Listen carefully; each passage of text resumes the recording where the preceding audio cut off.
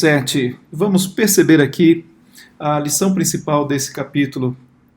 O texto diz que Deus fala a Moisés constituindo como Deus, ou seja, Moisés seria o representante, Arão seria o porta-voz.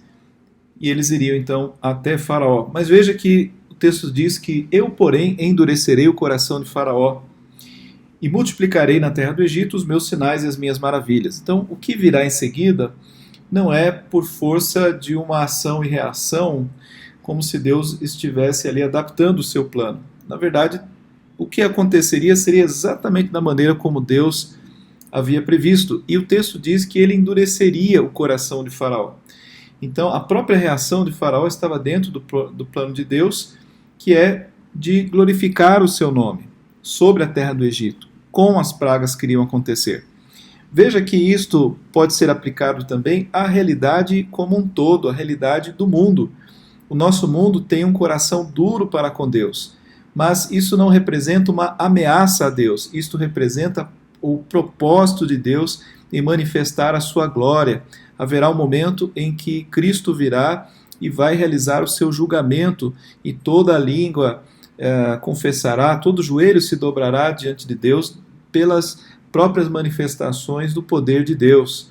É interessante que Deus age assim lá em Isaías capítulo 6, quando ele chama o seu profeta Isaías, e ele diz, Isaías diz, eis-me aqui, envia-me a mim, mas na sequência Deus diz, vai e dize a este povo, ouvi e não entendais, vede e não percebais, torna insensível o coração deste povo, endurece-lhes os ouvidos e fecha-lhe os olhos, para que não venha a ver com os olhos. Então isso é tão pesado que Isaías pergunta, até quando, Senhor? E ele respondeu, até que sejam desoladas as cidades.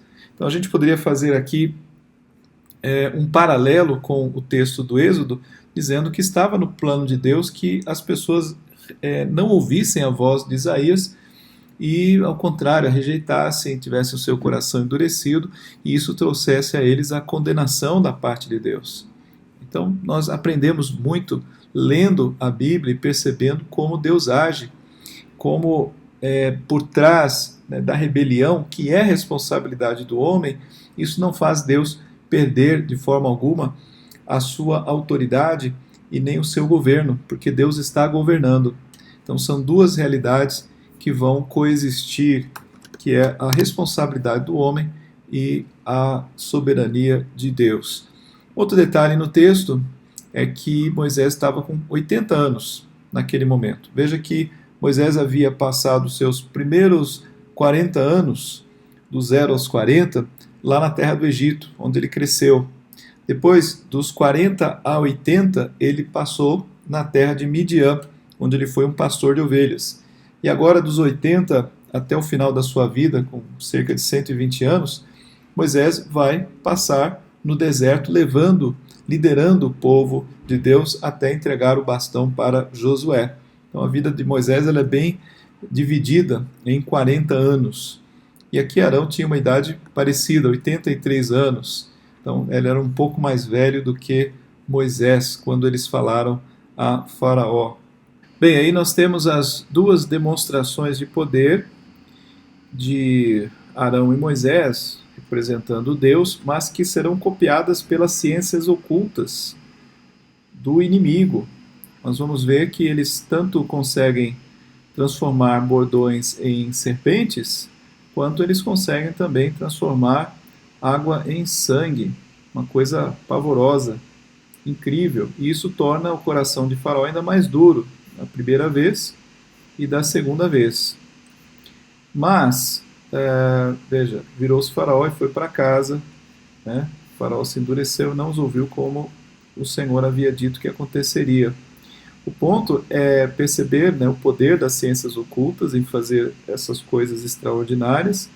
No caso do primeiro fato aqui, houve uma clara vitória, né? O bordão de Arão devorou os bordões deles, mas ainda assim eles não ficaram ali assustados com isso.